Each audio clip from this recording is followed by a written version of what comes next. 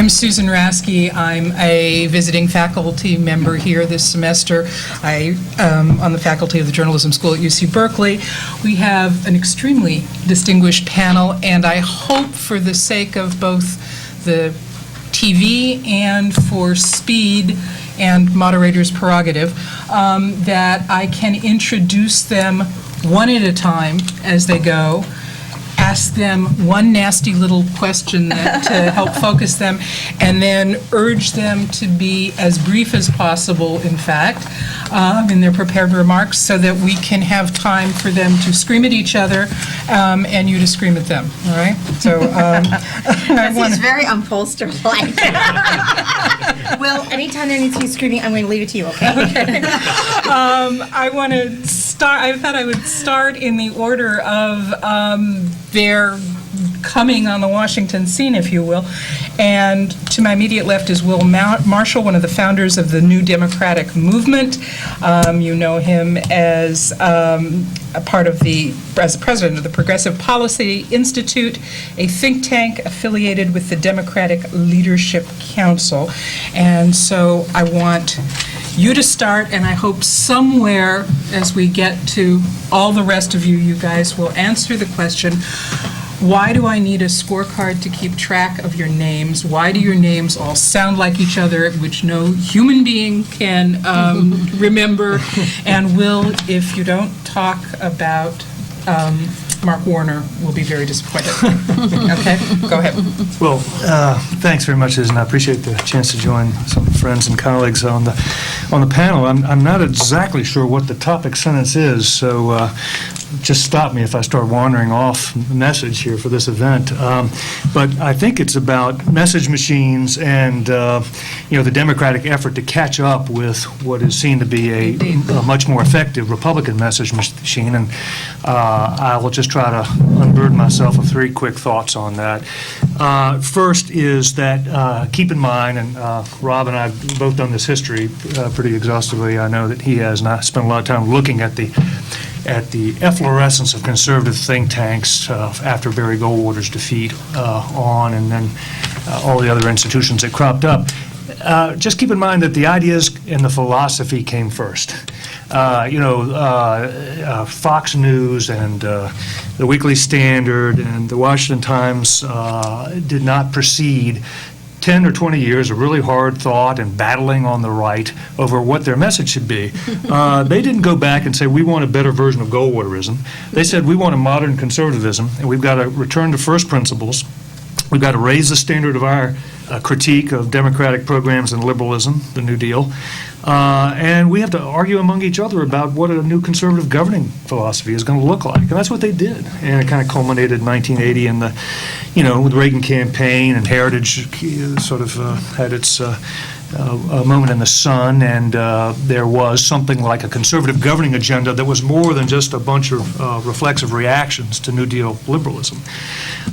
So I think it's important as Democrats scramble to catch up that we keep in mind that the intellectual spade work came before any of the building of the hollow log that people now look at and say, oh, it's this awesome Republican message machine. By the way, I don't think it's all that awesome. Part of the reason I say that is because a lot of these analysis look at the political history of the last 4 decades and see a kind of unbroken chain of Republican successes, and they sort of conveniently forget about the 90s when Bill Clinton, with some help from some of us, learned how to beat the Republicans pretty persuasively at their own game by using ideas to change the image of his party, to deal with some of its liabilities, and to excite people. And that's my second point. Clinton understood that the Democratic Party by the mid to late 80s was the party that was intellectually bankrupt. And he knew that no amount of campaign art or better message people or better campaign ads was going to persuade a skeptical public that looked at Democrats and saw a special interest party that they didn't trust to spend their tax dollars in a disciplined way, didn't trust to be for growth, thought there was a party of redistribution, a party they didn't particularly trust when it came to being tough on crime and external threats to America's security, and a party that they thought was was estranged from mainstream moral values. Whether we like it or not, this was the public perception, and Clinton and the New Dems very systematically set out to dispel these stereotypical views of Democrats. And so Clinton, used ideas again to change the party's image, but you can't just do this tactically. You can't just adopt ideas as a kind of talisman to ward off Republican attacks. These ideas, because you might win and get elected, these ideas actually have to work in practice, not just in political theory. I would submit that the record of the 90s was pretty damn good and looking better every day on almost every dimension, and so that the ideas, the reforms that he ran on, in fact, were good. They were good governing as well as good politics. But I remember him saying to us, in 1990 when he took over chairmanship of the DLC and started off, and he said, none of us knows who is going to solve our party's problems, but first we've got to develop a new message for this party, and then the question of who will be its champion will take care of itself. Well, at the time we had some sneaking suspicion about who might be thinking about running, and it turns out that he was the guy. But I do believe he was sincere in thinking that, again, the intellectual rejuvenation of the party had to precede its political comeback.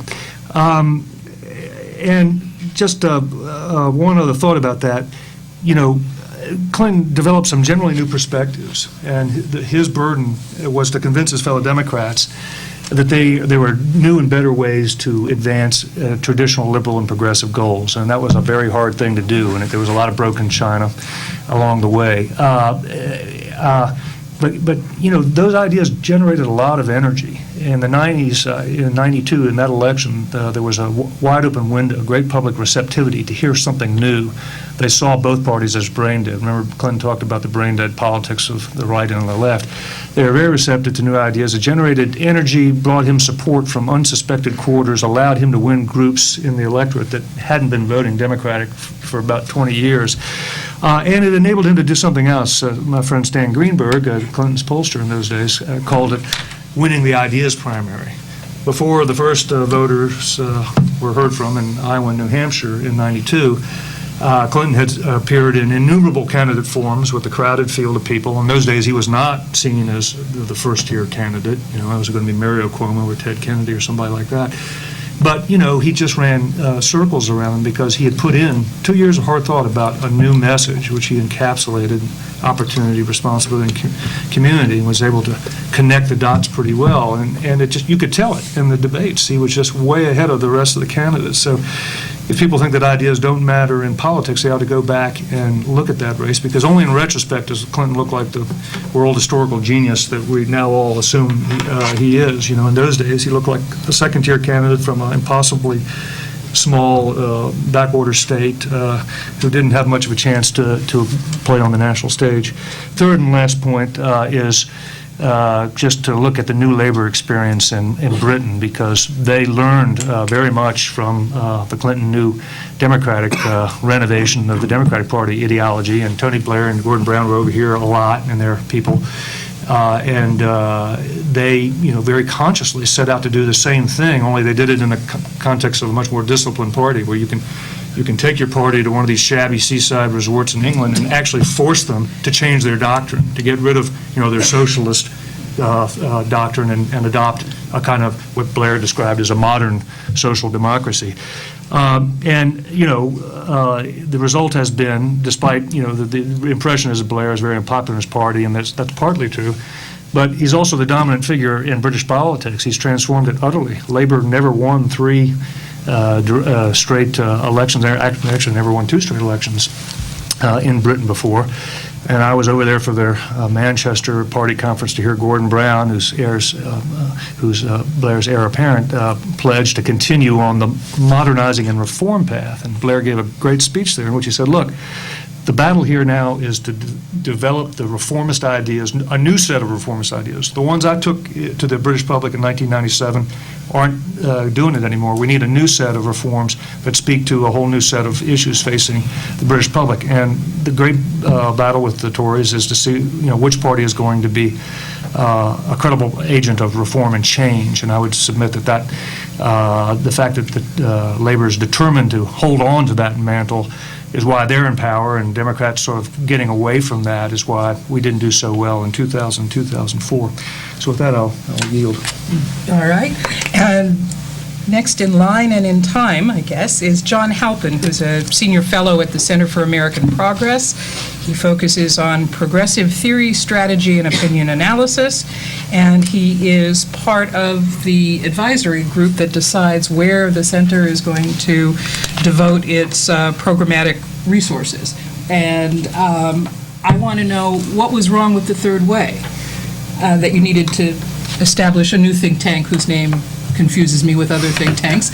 What was wrong with the good old Third Way? Well, I don't think it starts with what's wrong with the Third Way. I think one place we've started is the best way to start is what's wrong with conservative government, because the political context is much different now. We've now had 3 consecutive losses, and I do think we have to differentiate between the future of the Democratic Party and the future of the progressive movement. They are frequently sort of intertwined. Their fate is probably somewhat aligned, but they are different. I do think they have different goals. But after these 3 electoral losses for progressives and Democrats, the biggest problem internally is, from my point of view, is not a perception of being overly liberal. It's a perception of having no core convictions at all. And we've written about this several times in terms of public polling analysis. If you look at the single biggest deficit the Democratic Party has with Republicans right now is on this is from Democracy Corps data, is the concept of knowing what they stand for. It's even greater than the deficit on national security. So the two are intertwined as well. Not having core beliefs and not being able to, or perceived to not be able to take care of the country. So we start from a point where the public looks at progressives and Democrats and says, you know what, you guys once did some good things for the country, gave us, some good workplace rules, got Social Security. I don't know what the hell you stand for now, and consequently, I don't see any reason why I should support you. So what we focus on, it doesn't really have anything to do with whether the Third Way was right or wrong. 6 years after Clinton left office, the public doesn't have any perception of the party at all, and I don't think that's the fault of the Third Way or Bill Clinton or anybody. I think it's an overall lack of conviction, passion, persuasive capacity from the entire progressive movement. Will, I think, correctly mentioned that we're kind of seen as a hodgepodge of various interest groups. Yes, our public philosophy is something that's essentially a quilt of all our interest groups. That's a real problem. We agree, similarly on that.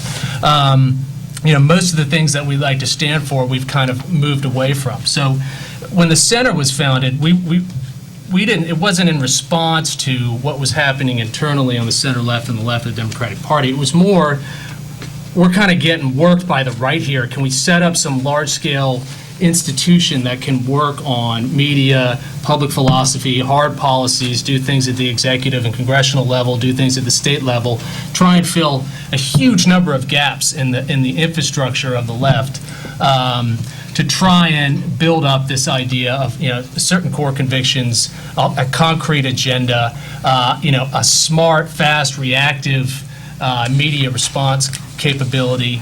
Try some new creative, innovative ways to get ideas out there. That's how we were started. And, I'm happy to talk more about what we've actually been doing in terms of developing that public philosophy. Please do. I mean, maybe the question I should have asked you is what was wrong with Brookings for the infrastructure of the left, and partly you've answered that. The center is overtly progressive. I mean, and we don't try and, we're not just doing empirical analysis and kind of seeing where it takes us. We do lots of empirical analysis, but we start with a core set of progressive values.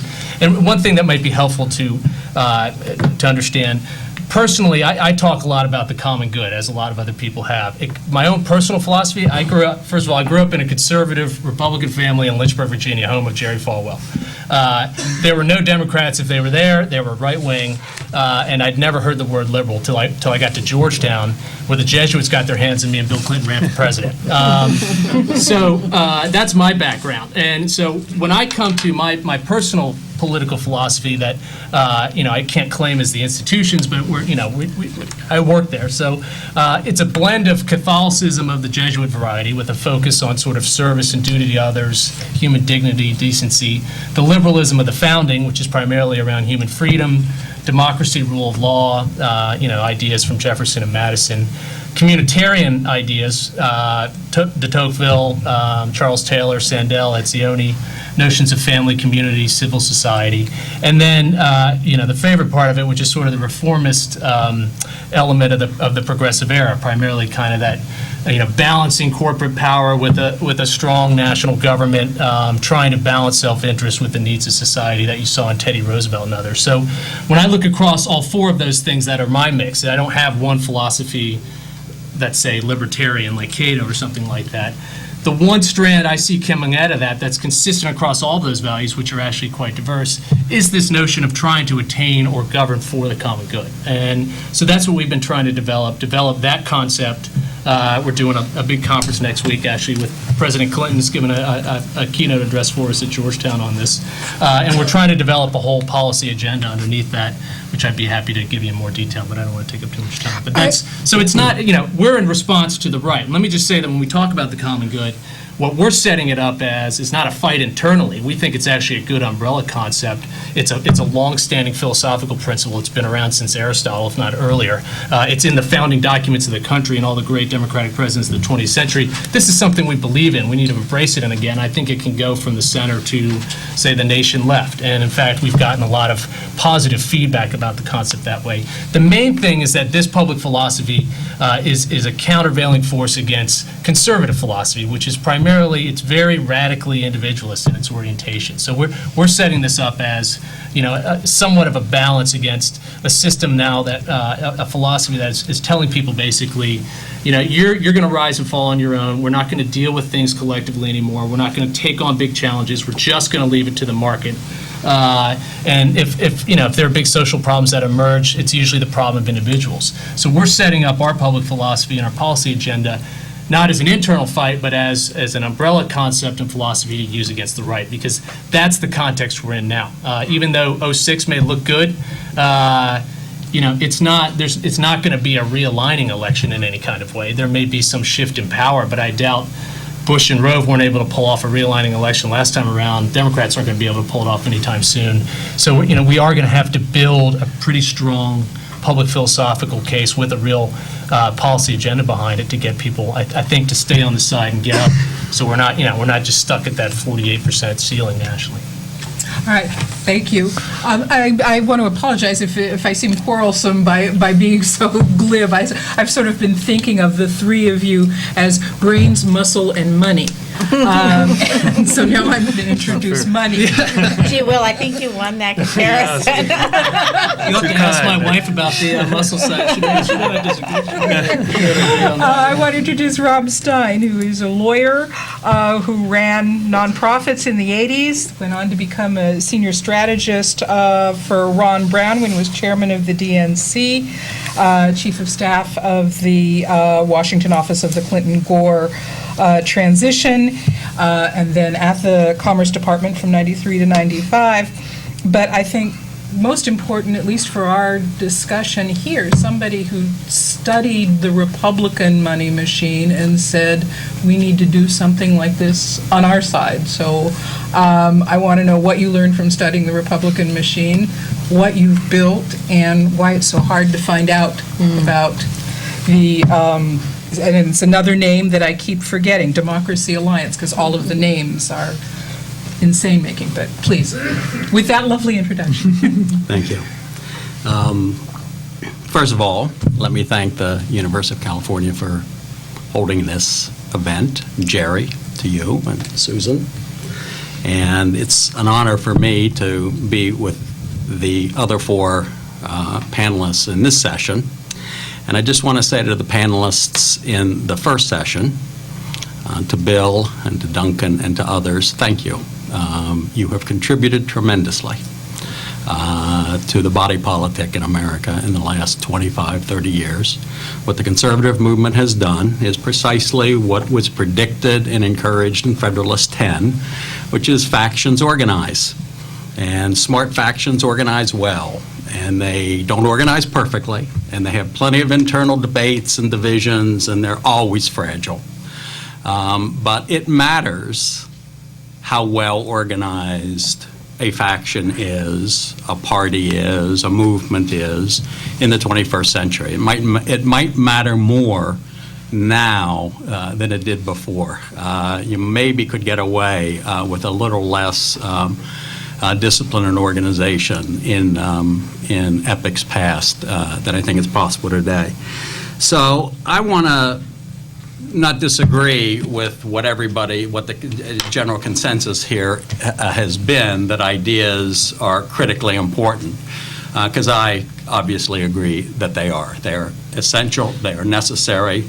I just argue that if that's all we focus on, we don't understand the driving forces of American politics. And so I would say that while ideas are essential, they are not sufficient if the goal is to win elections and to retain and hold power. If that's the goal, then more than ideas are necessary. And I want to reiterate something that the last panelists started to get into. While I also agree that words really do matter and that ideas do inspire, there are good ideas and not so good ideas, local ideas and national ideas. There are big ideas and small ideas, there are economic ideas and foreign policy ideas, and domestic policy ideas, and cultural and social, moral ideas, if you will. So when we talk about ideas and sort of where they come from and how they get into the body politic, we have to distinguish between types of ideas, because the conservative think tanks aren't dealing with all of these kinds of ideas. One of the brilliant things that the right has done over the last 30 years is they've aggregated intellectual capital all over the place. They bring ideas from universities in a more effective way than progressives do. They bring ideas from the regions more effectively. And so the ability to aggregate the intellectual capital of a movement is a more important question than what are the think tanks doing today or tomorrow. I divide the sort of big ideas portion of the conservative right movement sort of into three different time frames. One is 1972 to 1994. Mandate for leadership was mentioned, put on Reagan's desk. That was the culmination of, Heritage was only 8 years old at that point. Cato had been founded. There were AEI existed. And there were, a half a dozen, 8 or 10 additional new policy centers that were created in those late 70s. And Mandate for Leadership was the sort of coming out party for a new conservative idea capacity.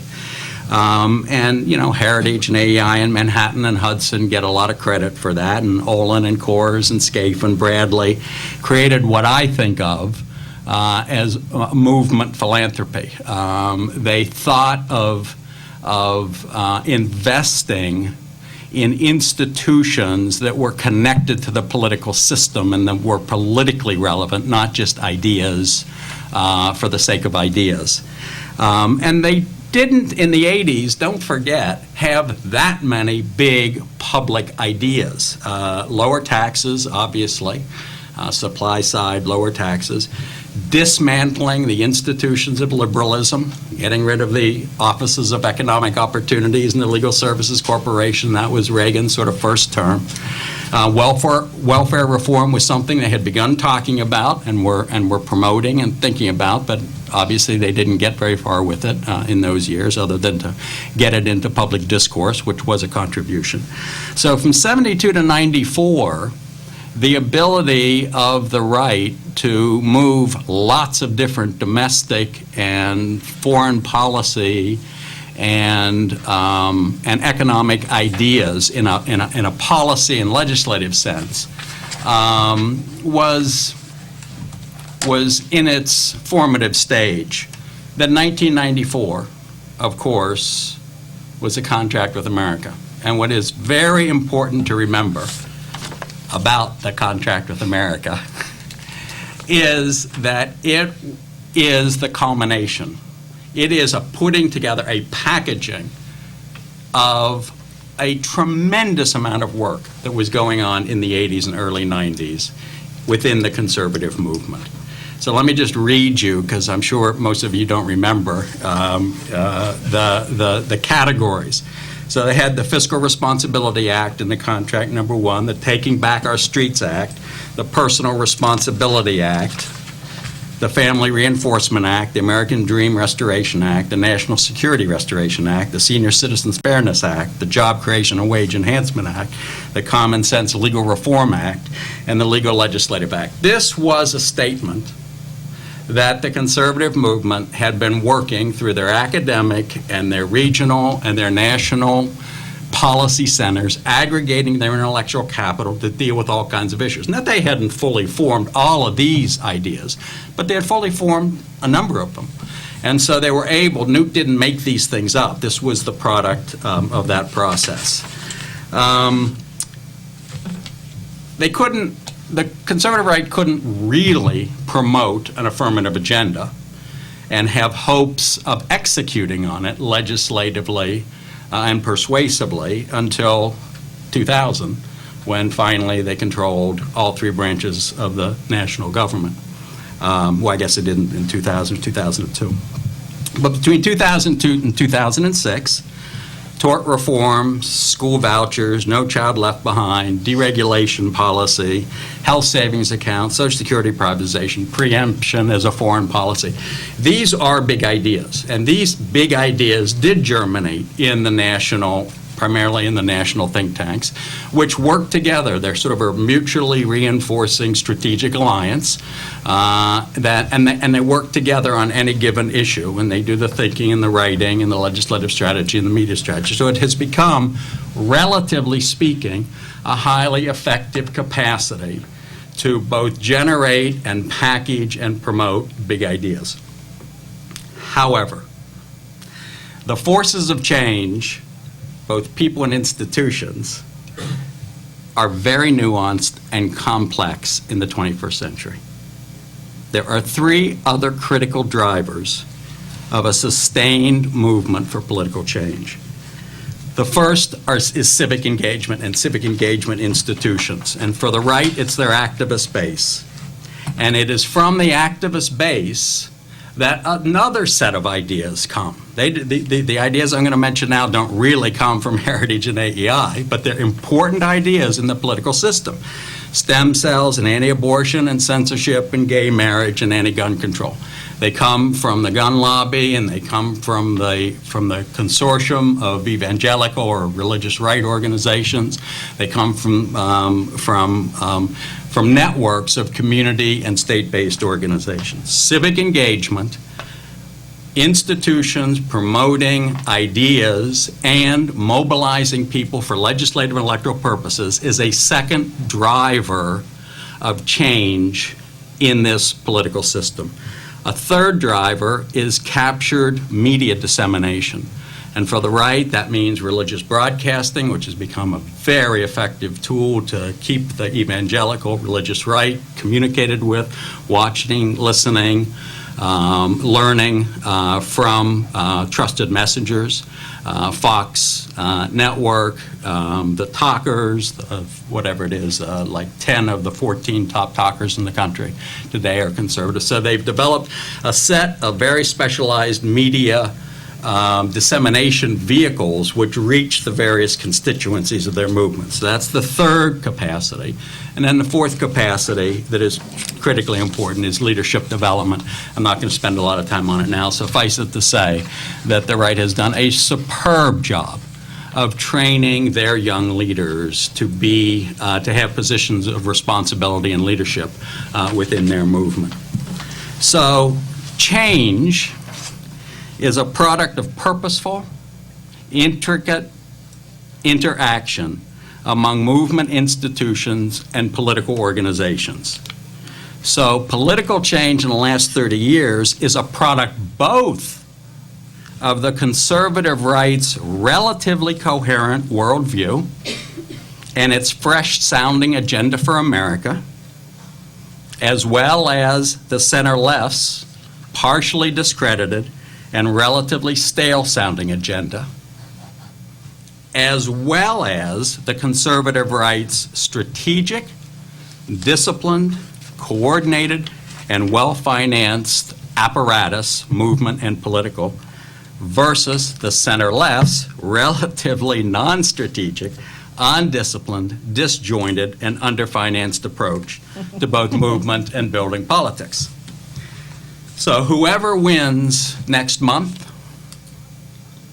and whoever achieves victory at the presidential level in 2008, the operating components of the conservative rights machinery will be in place. And it is a competitive advantage. And it's a competitive advantage in three ways: to promote their ideas effectively to their audiences, to oppose effectively center-left ideas and center-left leadership, and to make it difficult when center-left candidates do win, make it difficult for the center-left to govern effectively. So, words matter and ideas inspire. It's necessary, indeed essential, to have the capacity to generate coherent worldview and meaningful ideas. And in this particularly rarefied academic gathering of intellectuals, let's understand the value of ideas. Let's honor and commit to their pursuit, but not delude ourselves. Ideas without highly effective and targeted communications technologies and sophisticated means of dissemination will not suffice. Ideas without modern micro-targeting, voter segmentation, and voter mobilization will not suffice. Ideas without tenacious, decade-long leadership identification, training, placement, tracking, networking will not suffice. If the ultimate goal is to win elections and to attain and hold power, ideas may be the brain of the body politic, but without healthy arms and legs and hearts and lungs and musculature, the brain alone will be insufficient to build a sustainable movement. Thank you very much. You notice how he didn't answer my questions about money. Ask me again. Ask me That's again. why Edsel's on the other end. Ask me He's going again. to back clean up for me. Sitting next is Celinda Lake of Lake Research Partners, one of the leading Democratic political strategists and tacticians, handling campaigns at all levels of government. And you probably know her of late from her battleground poll that she and Bill McIntyre? Ed Goes. Ed Goes, I'm sorry. I get them confused. All these Republican pollsters. That's right. Have done to track national issues and sort of election barometers, and I guess yours has been going off the charts lately. Celinda has a presentation on framing, and I don't want to Yes, I get... feel very humble being, everything I know from framing, you're actually going to hear from the author of framing, but I wanted to just, were you going to ask me a question? No, Hopefully go not. ahead. Good. Go ahead. Go. Bless you. Sisterhood is powerful, guys. Thank you. So what I wanted to share with you is I really want to pick up on Rob's last point, which is that ideas don't matter at all without communication. And everyone up here is an expert on that. And honestly, I feel very humbled. I didn't know that Jordan was going to be here. Everything I know from framing, I learned, and anything I got wrong is my complete fault. But I wanted to show you, and you're going to have a far more extensive conversation about it, I think, from George later. But with his permission and yours, I want to share with you a couple of points that I would make about communication. And you all can get all of these slides later, so I'm just going to go through a couple of points very quickly. First of all, if we look at the first chart, Ideas are different than issues. Ideas are different than facts. And sometimes I think we on the left particularly forget this. Ideas are about narrative. They are about tapping into emotions. And in fact, much to all of our consternation, because I think we think if we could just sit down and really talk to someone, we can convince them. One of the most powerful things I've learned from George and others that is that if the facts don't fit the frame, people don't reject the frame, they just reject the facts. So communication is everything in terms of having good ideas and getting them out there. The other thing that we need to remember is that the average person for the 2006 elections will spend less than 10 minutes involved in communication and thinking about them. The average 30-second soundbite is now down to about 7 seconds. And real people have a lot of other things on their minds. Activists that we all are, real people can't imagine a day like today coming into a room like this and being in front of this panel. The fact that we're engaged in this conversation and relish it is totally different from where real people are at. Real people have figured out, though, that we as activists like this, and they think that's kind of sick, but okay. But they don't desire to be like us in any way. And in fact, real quickly, we did a very funny experiment where we asked people, what would you think it would be like to go to dinner with activists? And they said, well, I think it would be very interesting. I would learn a lot. They would talk very fast. I would taste a lot of food I'd never eaten before. I would like to go once. I would never like to go back again. So we're not normal, and the way we think about things is not normal. If we look at the next slide, one of the two most important things I can say about communicating is we have way too many things to communicate to people. And whoever sets the frame wins elections. Whoever tells people what an election is about, and increasingly elections are fights about what the vote is really going to be about. And of course, this has been a tremendous fight in the 2006 elections about whether it was going to be national or local. And I think, frankly, having lost the local fight, most people are saying, no, I want change. Then I think the Republicans now are actually, and I don't think it's been talked about enough, trying to elevate it to a national conversation, but a conversation around terrorism, around taxes, around immigration. So they lost battle one, but they haven't given up on battle number two. And then repetition sets the frame. You can't make an election about 67 different things. And I think Republican campaigns are far, far more disciplined in saying, we're going to make this case against the person. Everything we're going to say is about this case. If new opportunities present themselves, fine, but if they don't, we're not going to chase. I describe our party as we're like Greyhound bus. We keep chasing the rabbit. Every rabbit that comes by us, we run after. Republicans don't do that. They let a lot of rabbits go by, waiting for things that reinforce their central message. In the next slide, values matter. Ideas are about values. They communicate values in persuasive ways. They're not about issues. They're not about a policy proposition. My favorite example of this, a really good candidate actually, who often talks in values-oriented terms, but she used to start her speeches by saying, we need to expand the Eisenhower grants. We just could not get her off that. And so we tested in a focus group, and people said, I thought Eisenhower was dead. I don't know what he needs a grant for. The Eisenhower grants are college student loans. But all the names of organizations, all the policy titles, all the bill titles are not communication and get completely lost. The next slide, I'd say, is that the last point I leave is that optimists win. There's a very interesting work that was done out of the University of Michigan that goes back to the beginning of polling, 1948, and it has shown that without a single exception, the person who was rated the most optimistic on the day before the election is actually the person who won the election. Now, you can be highly critical, Bill Clinton was, and be very optimistic in people's minds.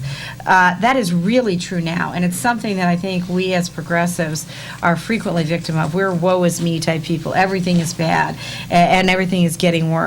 And right now, people think things are bad, but they also think that they could sit down with any three of their neighbors and have a quite eloquent conversation about that. So they want to know what we're going to do about it. And that's where what John said about the lack of ideas, the lack of an identity is really, really crippling. So let me show you a couple of things. First of all, people, moving ahead a couple slides, thank you. One of the things about that's very important, as well as values, and I don't think it's all moral values, but we shouldn't underestimate the power of faith. And we as liberals, I think, are not very comfortable speaking about it, and I think Jim Wallace has done a lot to help us understand how to do that more persuasively. But just to remind you, 89% of voters believe in Jesus Christ, 75% believe God performs miracles, 67% believe you must accept Christ as your Savior to get into heaven, 57% believe that if you don't, you'll go to hell. As 67% think the U.S. is a Christian nation and think that's a compliment, and 65% of Americans say they go to church regularly. Now, they're lying, but the fact that they feel that they need to lie like that is already suggestive. So this is a very religious culture and nation, and Tom has written, I think, more analytically and better on this than anyone, but I think we would, on our side, often like to escape the fact that we need to find a way not just to talk about values, but to talk about faith. Having said that, the Republicans are seen as much, much more friendly toward religion, and that's fine. But the issue is, how do we characterize the other side? And if we jump ahead a couple more slides, we used to call the other side, next slide, religious right. And we tested that, and people thought that was a compliment. They thought, well, religious and being correct, that sounds good. Then we found that the term radical right was a negative. Unfortunately, post-Oklahoma City and 9/11, radical right now has a very almost secular context to it. It is not a religious context. And political extremist is testing okay, it's not great. But as we think about language, it's important for us to understand part of values is both characterizing yourself and characterizing your opponents. And a lot of the ways in which we characterize our opponents seem divisive, seem dated, or seem extreme in and of themselves. And often, the very way that we are characterizing our opponents makes us seem like part of the problem, not part of the solution. So frankly, if George is writing another book, I hope you will write it on Guide to All of Us about how to talk about our opponents. In terms of values, which is the next slide, we have some real strengths here. The number one value in the United States is not being anti-gay marriage or even being religious, as strong as that is. The number one value out there is opportunity. And I think people forget how strong the opportunity and responsibility values were in the original Clinton dialogue, thanks to work from Will and others. And it is important to remember values stay around for a long time. Values don't change that rapidly. Politics and politicians change, but opportunity a very, very, very strong value. And my only point here is that there are lots of values that we have that can be much, much stronger than what we often articulate. One of the strongest statements that we articulated on our side is real family values means valuing families. That means having jobs that pay well enough with good health care that parents can spend some time with their children. That tested 30 points better than being against abortion and gay marriage as a value statement to the public overall. So the point is, there are very, very powerful ways to articulate our issues in terms of values, in terms of faith, but I wouldn't say that we've all learned all the tools that George can teach us about. If we look at some examples, and let's jump ahead here a couple more slides to and some examples of successful values framing, and I'm sure, and a couple more slides. The number one the number one lesson in framing is use values. And this is just an example. It's not meant in any way to be definitive, but we took on the Ownership Society, which sounded pretty good to people. They liked the Ownership Society. So we tested this message against the Ownership Society. And we'll turn to the next slide, of mutual opportunity and responsibility. And I'm sure John can improve on this dramatically. But this was at a time when we were even in the polls. And we pulled up 23 points on mutual opportunity and responsibility. And if we look at the next slide, not only did we win this battle, but we recharacterized what ownership society means. People said, well, now that I think about it, it sounds like you're only on your own.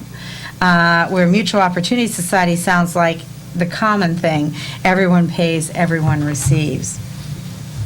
even the simplest policies are more powerful when they're talked about in terms of values. One of those, if we turn 2 slides ahead, is minimum wage. And minimum wage, very, very popular policy with people. But then why don't we have a revolution? Why don't we have every politician who voted against minimum wage defeated? And it's because until you make it about values, minimum wage is one small thing, and you may not like it, but you're not going to change a whole political system over it. When minimum wage gets framed as an example of valuing work, of even taking people off welfare. How can you expect people to work when you pay more on welfare than you do if you work full-time? A rewarding, playing by the rules, and hard work. When it becomes a more major issue like that, then you start to see some people defeated on the issues. So the first lesson in all of this is use some values. A second lesson is personal stories. And if we look 2 slides ahead on that, personal stories matter a lot. Personal stories can be very authentic to people. They can be very powerful in communication. One small caveat, though. Half the time people hear personal stories, they want to fix the person, not the problem. So you have to pick a personal story where people conclude there's something wrong with the system, not something wrong with the choices that that individual made. And again, something that George has talked about a great deal in his work. Sometimes what we care about, frankly, just isn't what other people care about. And no amount of language can confuse that. And if we turn ahead, healthcare is an example that John and I have, let's go a couple more slides ahead, worked on a lot together.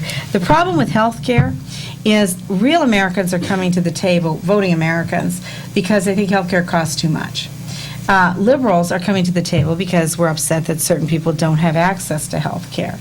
Now, there are ways to link those two dialogues, but one of the reasons we don't have national health care reform in this country is because what voters want and what activists want are two very different things, and voters are smart enough to realize it. And in fact, what activists want, voters think, is going to increase what they pay in taxes and increase what their health care costs. Now, that's kind of insane because the whole reason they were coming to the table was to get their costs down, not up. So there's no amount of language that can confuse that. And unless you come up with policy initiatives that seem to deal with cost as well as access, then no matter how well framed, the idea is just going to miss what the public wants.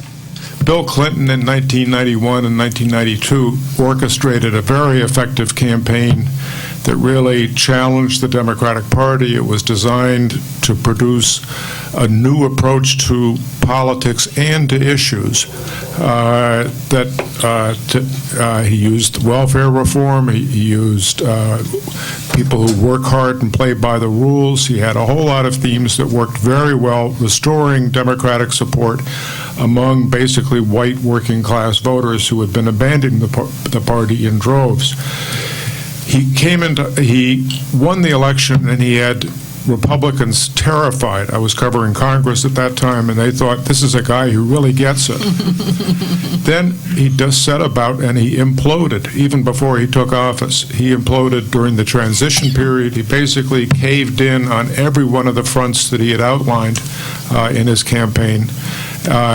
And I say this only to say that this shows that a guy who had a winning formula was unable to sustain it, suggesting that the Democratic Party has institutional forces within it that are very strong, opposed to change, and in fact opposed to winning strategies.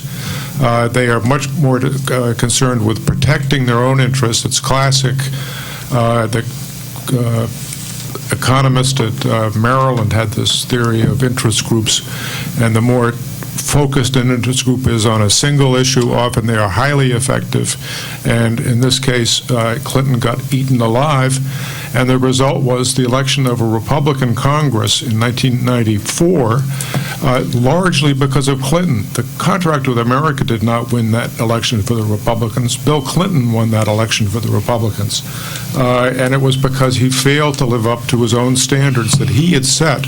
And you saw a drop from in that one election in 1994, the group that had been the core of the Democratic Party in the New Deal, white men, white women with just high school degrees, their support for Democratic candidates, especially among white men, dropped by 20 percentage points. That is more than a landslide. That's a implosion, like a reverse volcano. And I think there are a lot of lessons there to be learned by people who talk about the Democratic Party restoring itself. There are very serious issues that have to be dealt with within the party. And the Democratic Party has not gone through this process where they were in the wilderness, as the Republicans were, for basically almost ever since 1932. And they were so far out in the wilderness that you could have a revolution in that party in 1964, starting in 64 with Goldwater, and a total upheaval, a reversal of all their strategy, a switch from a northern party to a southern party, to an intensely conservative party, to a party that focused on whites particularly, and that then later acquired the conservative religious community. But this was the Democratic Party has not gone through that kind of difficulty, and there is still basically, especially in the interest group community, a sense that the Democratic Party is, underlying it all, still the majority party. And there is not a recognition that the Democratic Party is not the majority party at this time. Let me continue with some more happy notes for all of you. I think, again, with all this talk, the Democratic Party, there are some just straightforward things that the Democrats have to have some approach to that is coherent and recognizable by the voters if the party is going to make any headway, no matter how well they frame their issues or whatever they do with them. They have to have some way of indicating what they as a party are going to do about globalization, job loss, and those issues. And it can't just be reframing and saying that the Republican Party wants to have free trade and give away everything. There has to be something coherent. There's a very serious problem. In fact, all of these are very serious problems. Race is another big problem that continues to underlie a lot of the problems. We were talking about the issue of health care. One of the other reasons why there is opposition to expanding health care to the people who don't have it is the people who don't have it are disproportionately black and Hispanic and minorities. And working people, whites, don't want to see a redistribution of their income downward, and they don't want to see a redistribution given away to minorities in a way. That's how they see it. It may not be nice and it may not be the right thing, but this is the way it is. This is why Democrats lose white working class voters by 23, 22 percentage points. All these people like Tom Frank, Democrat, that these people have been suckered into voting for the Republican Party. That's just not true. These people are highly intelligent, not highly, they're very intelligent, smart, savvy, and they know their self-interest and they vote their self-interest. And not to recognize that is foolish. This whole issue of values is a very dangerous terrain. The reality is that the Democratic Party and liberalism has won the culture war. They've won it in the culture, not in politics, but they've won it. If you look at television, if you look at corporations give out same-sex coverage, television has virtually every kind of sex available. Women are working, and no one is going to stop, force women back into the household. All of these things are major gains that have been made, and they are going to stay there forever. The Republican Party uses these issues as the best way to mobilize voters is to touch on what they're angry about, and there are a lot of voters who are angry about these various developments. But the Democrats have to find a new way of dealing with the reality where they are actually are the winners on this front, and it's not a severe threat. Even in South Dakota, we have it's a possible change, but and beyond that, the other problem for Democrats trying to adopt all this religious faith stuff they talk about nowadays is that Democrats, especially elite Democrats, do not believe there really is an external morality, that there's a fixed set of 10 commandments out there, or that God on high has set a set of rules. They believe, basically, they may be very moral people, they may believe in God, but it's a personal God, and the rules are just, they're not written in stone. They are internal value choices that people make.